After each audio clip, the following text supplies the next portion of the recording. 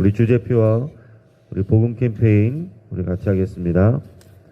복음으로 교회를 새롭게 세상을 이롭게 복음으로 가정을 세우겠습니다. 복음으로 전도하고 선교하겠습니다. 복음으로 세상을 섬기겠습니다. 아멘. 이번 주 묵상 말씀 마태복음 13장 8절 우리 세 번 같이 하겠습니다. 더러는 좋은 땅에 떨어짐에 어떤 것은 100배, 어떤 것은 60배, 어떤 것은 30배의 결실을 하였느니라. 더러는 좋은 땅에 떨어짐에 어떤 것은 100배, 어떤 것은 60배, 어떤 것은 30배의 결실을 하였느니라. 더러는 좋은 땅에 떨어짐에 어떤 것은 100배, 어떤 것은 60배, 어떤 것은 30배의 결실을 하였느니라. 아멘. 오늘 하나님께서 우리에게 주시는 말씀은 사무엘하 15장 24절에서 37절까지의 말씀입니다. 오늘 본문을 통해서 우리가 믿음과 지혜라는 제목으로 우리 말씀의 은혜를 같이 나누겠습니다. 여러분, 호구라는 말 아시죠? 이게 사전적으로는 범의 아가리다라는 그런 뜻인데, 위태로운 지경이나 그 경우를 이르는 말이다 이렇게 되어 있습니다. 그래서 일반적으로는 속이기 쉬운 만만한 사람을 호구라고 합니다. 자, 어떤 사람들은 보면 너무 착한데 호구가 되는 사람이 있습니다. 착한데 너무 순진한 거예요. 그래서 사람들에게 착한 일을 하고서도 사기를 당하거나 무시를 당하기 일쑤입니다. 자, 이런 사람들은 남들에게 선한 일을 해도 사람들이 오히려 함부로 여기고 또 무시하는 일들이 있어요. 반대로 어떤 사람들은 절대로 손해보지 않기 위해서, 호구가 되지 않기 위해서 영악하게 머리를 굴리고 오히려 본인이 남을 속이기도 합니다. 그리고 모든 일에 시시콜콜 다 그것을 따져 묻는 그런 사람들도 있습니다. 여러분, 그리스도인은 어떤 모습이어야 될까요? 교회 다니는 사람들 중에는 전자도 있고 후자도 있습니다. 자, 오늘 다윗은 순수하게 하나님을 신뢰하면서도 또한 전략적인 대처를 하는 그런 지혜를 보여줍니다. 여러분, 예수님도 그랬어요. 누구보다도 순전하신 분이었지만 예수님을 넘어뜨리려는 바리새인과 서기관들의 이런 시험 질문이나 공격이나 비난을 지혜롭게 받아내시고 오히려 그들의 어리석음을 드러내셨습니다. 오늘 본문을 통해서 우리 믿음과 지혜를 균형 있게 조화하는 그런 말과 행동이 무엇인지를 잘 배울 수 있기를 바랍니다.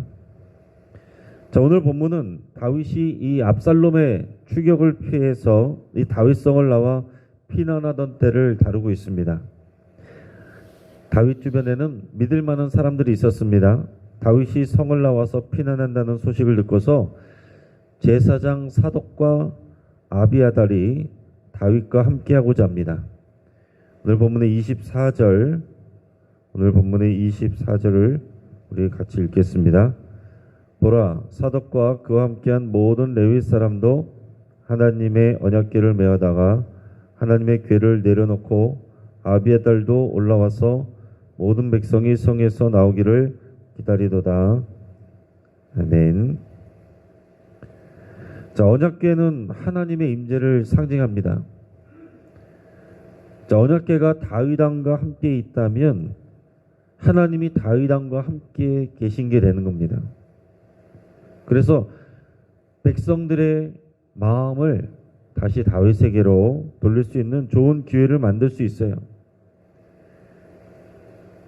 하지만 다윗은 이를 거절하고 언약궤를 예루살렘 성으로 다시 가져다 놓으라 라고 말합니다. 여러분, 왜 그랬을까요? 지금 언약궤가 함께 있으면 얼마나 든든합니까? 하나님이 나와 함께 하시는 일이고 또 백성들의 마음을 살 수도 있는데, 그리고 언약궤를 가져다 놓으라는 것은 자신을 섬기고 보필해주는 이 사독과 아비아달도 나를 따르지 말고 거기 그냥 가 있어라, 이런 얘기입니다. 자, 25절 26절 말씀을 우리 같이 읽겠습니다. 왕이 사독에게 이르되 보라, 하나님의 궤를 성읍으로 도로 메어가라. 만일 내가 여호와 앞에서 은혜를 입으면 도로 나를 인도하사 내가 그 궤와 그 계신 데를 보이시리라. 그러나 그가 이와 같이 말씀하시기를 내가 너를 기뻐하지 아니한다 하시면 종이 여기사오니 선히 여기시는 대로 내게 행하시옵소서 하니라. 아멘. 자, 다윗의 설명이 이렇습니다. 만일 다윗 자신이 하나님에게 은혜를 입으면 하나님께서 자신을 제자리로 돌아가게 하실 것이다 라는 겁니다. 그래서 다시 성으로 돌아가게 되면 거기에 있는 언약궤를 다시 보게 하실 것이다 라고 그랬어요. 오늘 본문에 보면 그 궤와 그 계신 데를 보이시리라 이랬습니다. 자, 그런데 만약 하나님께서 다윗을 기뻐하지 아니하신다면 다윗은 하나님께 종이 여기사오니 선히 여기시는 대로 내게 행하시옵소서 이렇게 반응하겠다라고 말을 하고 있습니다. 자, 이것은 다윗의 순전한 믿음을 드러내는 것입니다. 자, 언약궤가 나를 지켜주는 것이 아니라 하나님이 나를 지켜주신다라는 그런 믿음이 있는 거예요. 언약궤가 내 옆에 없어도 하나님께서 작정하시고 하나님께서 일하시면 난 어차피 돌아갈 수 있다라는 것입니다.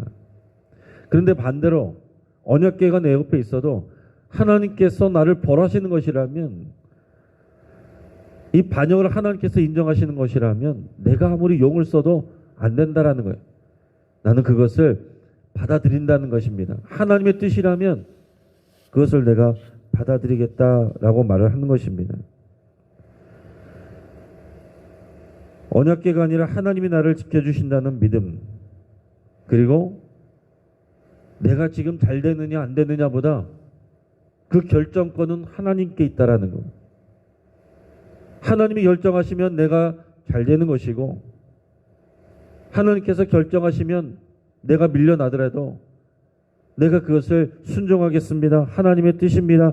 이렇게 받는다는 거예요. 여러분, 이것이 다윗의 순수한 믿음입니다. 내 생각, 내 뜻, 내가 유리한 거, 불리한 거 이거 생각해가지고 하나님이 거기에 맡겨주시면 하나님은 좋은 하나님, 그 뜻대로 안 되면 하나님은 이상한 하나님. 이건 내가 기준이 되는 거죠. 내가 하나님인 것입니다. 언약궤가 내 옆에 있어야만 하나님이 역사하신다. 그것도 사람의 생각이죠. 하나님은 하나님이시기 때문에 언약궤와 상관없이도 내게 역사하시고 내게 불리해도 하나님이 일하시는 거면 나는 그 뜻에 따른다라는 것입니다. 다윗은 이 고난이, 이 압살롬이 나에게 이렇게 한 것이 결국은 내가 뿌린 씨의 열매다라는 생각을 하고 있습니다. 그리고 거슬러 올라가면은 자신이 지은 그 죄에 대한 그 징계일 수 있다는 것을 생각하고 있는 것입니다. 그래서 지금 마음이 겸손하고 순전해져서 예전에 자신이 사울 왕에게 쫓기면서도 하나님의 결정을 신뢰하던 때 그때로 돌아간 것처럼 보입니다. 예전에 순수하게 하나님 믿고 하나님만 의지할 때 내 손으로 사울 왕을 처단할 수 있을 때도 내가 하지 않았습니다. 하나님 손에 맡겼습니다.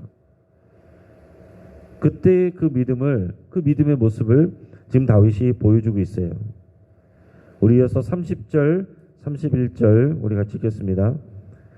다윗이 감람산 길로 올라갈 때에 그의 머리를 그가 가리고 맨발로 울며 가고 그와 함께 가는 모든 백성들도 각각 자기 머리를 가리고 울며 올라가니라. 어떤 사람이 다윗에게 알리되 압살롬과 함께 모반한 자들 가운데 아히도벨이 있나이다 하니 다윗이 이르되 여호와여 원하옵건대 아히도벨의 모략을 어리석게 하옵소서 하니라. 아멘. 자, 다윗이 감람산 길로 올라가고 있습니다. 그러면서 그의 머리를 가리고 맨발로 울면서 올라갑니다. 그 비참한 그런 모습, 하나님 앞에 겸손한 모습으로 올라가는 그런 장면이에요. 그 머리를 가린다는 것은 그런 수치를 상징하고 또 자기 자신을 가리는 그런 겸손을 상징합니다. 백성들도 따라가면서 자신의 머리를 가리며 울면서 올라갑니다. 그런데 어떤 사람이 또 와서 이 다윗의 모사인 아히도벨이 압살롬 편에 붙었다라는 소식을 전합니다. 아히도벨은 굉장히 똑똑하고 지혜로운 전략가였기 때문에 다윗에게는 굉장히 이 두려운 일이 되는 것입니다. 그러나 여호와 하나님께서 그의 모략을 어리석게 하시기를 기도하고 있습니다. 내가 지금은 그 아히도벨을 어떻게 할 수가 없지만, 아히도벨의 지략이 두렵지만 여호와 하나님께서 그 생각들을 어리석게 만들어 주시기를 구하는 것은 아히도벨보다 여호와 하나님을 더 두려워하고 신뢰한다라는 그런 표현이겠죠. 여기까지가 다 다윗의 순전한 믿음을 보여주는 장면입니다. 한편 다윗의 지혜로움을 보여주는 내용들이 있습니다. 27절에서 29절까지 말씀을 우리가 읽겠습니다. 왕이 또 제사장 사독에게 이르되 내가 선견자가 아니냐, 너는 너희의 두 아들 곧 내 아들 아히마스와 아비아달의 아들 요나단을 데리고 평안히 성읍으로 돌아가라. 너희에게서 내게 알리는 소식이 올 때까지 내가 광야 나루터에서 기다리리라 하니라. 사독과 아비아달이 하나님의 귀를 예루살렘으로 도로 메어다 놓고 거기 머물러 있으니라. 아멘. 자, 다윗은 사독과 아비아달에게 이 언약궤를 가지고 다시 성읍으로 돌아가라라고 하면서도 지혜로운 조치들을 취하고 있어요. 다윗이 사독에게 말하기를 이 사독의 아들 아히마스와 그리고 아비아달의 아들 이 요나단 두 아들들을 통해서 왕국에 돌아가는 소식을 나에게 전해달라, 이렇게 얘기를 했습니다. 자, 그러니까 언약궤를 가지고 돌아가라라고 하는 것이 모든 것을 하나님의 손에 있다는 믿는 그 순수한 믿음으로 이것을 고백하고 이 일을 실행하는 것인데, 그러면서도 동시에 이 두 사람이 거기에 가 있어서 그 아들들을 통해서 그 왕궁에 돌아가는 소식을 내게 전해달라는 거예요. 그래서 과연 하나님께서 압살롬을 왕으로 계속 세우실 것인지 아니면 자신을 부르실 것인지 그것을 자신이 가늠할 수 있어야 되기에 그렇게 하라는 것입니다. 그런 소식이 올 때까지 자신은 광야 나루터에서 기다리겠다, 이렇게 얘기를 했어요. 그리고 그 이후에 32절에서 37절까지 보면 다윗이 감람산 위쪽으로 올라갔을 때 거기에는 하나님께 제사 드리는 장소가 있습니다. 거기서 하나님께 제사 드리려고 올라갔는데 거기서 누구를 만났냐면 아렉 사람 후세라는 사람을 만났습니다. 이 아렉은 에브라임 지파에 속한 그런 곳이고, 이 후세는 그 에브라임 지파 사람입니다. 나이가 많은 사람인데 굉장히 지혜로운 사람이에요. 자, 그런 후세가 다윗의 편에 서면서 지금 옷을 찢고 흙을 머리에 덮으면서 슬픔을 온몸으로 표현하고 있습니다. 그러면서 다윗을 맞이하는 거예요. 후세는 다윗의 확실한 후원자이고 또 지혜로운 자이고 그리고 친구가 될 수 있는 사람이에요. 나이는 다윗보다 훨씬 많지만 그런 가까운 사람입니다. 하지만 오히려 다윗이 후세를 압살롬에게 보내요. 왜 그랬을까요? 후세가 다윗을 배신하고 압살롬의 편에 선 것처럼 하면서 모사인 아히도벨의 그런 전략들을 견제해 주기를 바랬기 때문입니다. 우리 33절 34절 우리 같이 읽겠습니다. 다윗이 그에게 이르되 내가 만일 나와 함께 나가면 내게 누를 끼치리라. 그러나 내가 만일 성읍으로 돌아가서 압살롬에게 말하기를 왕이여 내가 왕의 종이니이다. 전에는 내가 왕의 아버지의 종이었더니 이제는 내가 왕의 종이니이다 하면 네가 나를 위하여 아히도벨의 모략을 패하게 하리라. 아멘. 지금 압살롬에게 가서 자신의 왕으로 이렇게 얘기를 하라는 거예요. 내가 전에는 다윗 왕을 따랐는데 이제는 압살롬을 나의 왕으로 섬깁니다. 그렇게 말하라는 것입니다. 연기하라는 거예요. 그래서 그 밑에서 지금 아이도벨이 거기 가 있으니까 아이도벨이 전략을 꾸미게 할 때 그것을 견제하라라는 얘기입니다. 자, 지금 다윗은 어땠습니까? 예루살렘 성에 든든한 지원자들인 제사장 사독과 아비아다를 남겨놨습니다. 그리고 지혜로운 지략가이자 자신의 후원자인 후세를 압살롬에게 보내서 아이도벨의 전략을 견제하도록 했습니다. 자, 쉽게 말하면 스파이를 심어 놓은 거예요. 자, 어느 것이 다윗의 진짜 모습입니까? 자, 한편으로는 전적으로 하나님의 손에 맡긴다라는 그런 순수한 믿음을 보였는데, 동시에 한편으로는 굉장히 정치적인 그런 전략을 구사하고 있습니다. 자, 어떤 것이 다윗의 모습입니까? 우리가 일반적으로 주변에서 이런 사람들을 보면, 만약에 다윗이 이런 말을 하는 거 보면 다윗의 순수한 믿음을 의심하는 일이 있을 거예요. 또 앞에 순수한 모습만 보면 너무 호구 같다라는 생각을 할 수도 있습니다. 근데 이 둘 다가 다윗의 모습입니다. 순수한 믿음을 가진 것도 다윗이고, 또 전략적인 그런 계획을 세우는 것도 다윗의 모습입니다.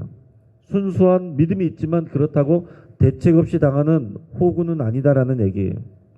하나님을 신뢰하면서도 자신이 할 수 있는 그 범주 안에서의 최대한의 지혜로운 방법을 강구하고 있습니다. 여러분, 예수님께서도 우리에게 호구되라고 하시지 않으셨어요. 제자들을 이 세상에 전도하러 보내시면서 마치 내가 너희를 양들을 이리들에게로 보내는 것 같다, 그렇게 얘기하시면서 너희는 뱀같이 지혜롭고 비둘기같이 순결하라, 이렇게 얘기했어요. 이게 주님의 가르침입니다. 오늘 본문에 적용해서 보면 어떻습니까? 다윗이 그랬어요. 비둘기같이 순결함은 하나님을 향한 다윗의 이런 순수한 믿음의 고백. 지금 언약궤가 내게 없어도 하나님께서 결정하시면 나를 도우실 수 있고, 그 모든 결정권은 하나님께 있다라는 이 순수한 믿음의 고백, 이게 비둘기 같은 순결함이에요. 근데 다윗에게서 이 뱀같이 지혜로움이 있었는데 그의 충신들을 다윗성으로 보내서 압살롬과 성 안의 일들을 전달받도록 조치하고, 그리고 후세를 보내서 아이도벨을 견제하도록 한 것, 이것이 뱀같이 지혜로운 다윗의 모습입니다. 자, 이제 말씀을 정리하겠습니다. 사람들은 일반적으로 착하고 순수하면 호구가 되기 쉽고, 반대로 영악하면 손해를 보지 않으려고 인간적인 방법에 매달리기가 쉽습니다. 그리스도인들도 보면 거의 둘로 나뉘는 것 같아요. 어떤 사람들은 참 순수한데 늘 당하고 살고, 또 그것 때문에 상처받으면서 살아요. 어떤 사람은 너무 영악합니다. 신앙생활하는데 모든 일을 할 때 세상적인 방식으로 머리를 굴려요. 다윗은 비둘기처럼 순수한 믿음을 가졌습니다. 자신을 지켜주시는 능력은 언약궤가 아니라 하나님이시다라는 것을 고백합니다. 또한 아이도벨의 지략을 어리석게 만들어주시기를 하나님께 기도해요. 하지만 다윗은 뱀처럼 지혜롭습니다. 제사장 사독과 아비아다를 성에 남겨놓고 아래 엑사람 후세를 압살롬에게 보내서 아이도벨을 또한 견제하게 했습니다. 후세에게 마치 다윗을 배신하고 압살롬을 따르기로 결정한 것처럼 연기하도록 했어요. 예수님은 제자들에게 뱀처럼 지혜롭고 비둘기처럼 순전하라라고 하셨는데 다윗이 그랬습니다. 오늘 우리가 이 세상을 살아갈 때, 우리가 살아가는 세상은 공중권세 잡은 자가 영향력을 미치는 세상이고, 우는 사자와 같이 우리를 넘어뜨리려고 하는 그런 세상입니다. 우리는 영적 전쟁을 하는 그런 군인들과 같은 사람들이에요. 우리가 순수한 믿음을 가져야 되지만, 그러나 이 모든 상황을 파악하고 더 전략적인 지혜를 구사할 줄 알아야 됩니다. 우리가 사람들을 대할 때, 전도할 때 또 세상에서 일할 때 우리 순수한 믿음을 가지면서 또 뱀처럼 지혜로운 그런 말과 행동과 전략이 있어야 된다라는 그런 사실입니다. 오늘 본문을 통해서 우리 성령께서 우리에게 지혜를 주시고 또 우리가 하나님 앞에 순수한 믿음으로 나가기를 우리 결단하며 나가실 수 있기를 주의 이름으로 축복합니다. 같이 한번 기도하겠습니다. 오늘 말씀을 붙들고 함께 기도하겠습니다. 다윗과 같은 순전한 믿음과 세밀하고 실천적인 지혜를 부어주시기를 위해서 함께 기도하겠습니다. 또 하나님보다 언약궤나 십자가 목걸이와 같은 도구를 의지하지 않기를, 하나님을 의지하기를 우리 여러분 그렇게 기도하시기 바랍니다. 또 뱀처럼 지혜롭고 비둘기처럼 순전한 주의 제자가 되기를 우리가 결단하며 기도할 수 있길 바랍니다. 우리 주지클럽 가정예배가 각 가정에서 자리 잡고 정말 하나님이 기뻐하시는 하나님의 백성들로 제자들로 세워지기를 위해서 함께 기도하겠습니다. 오늘 금요 기도를 위해서 하나님께서 은혜 주시고 성령 충만케 하시기를 우리가 함께 위해서 기도하고, 우리가 섬기는 모든 선교지들을 위해서 여러분들이 기억하며 또 이름 불러 기도하시길 바랍니다.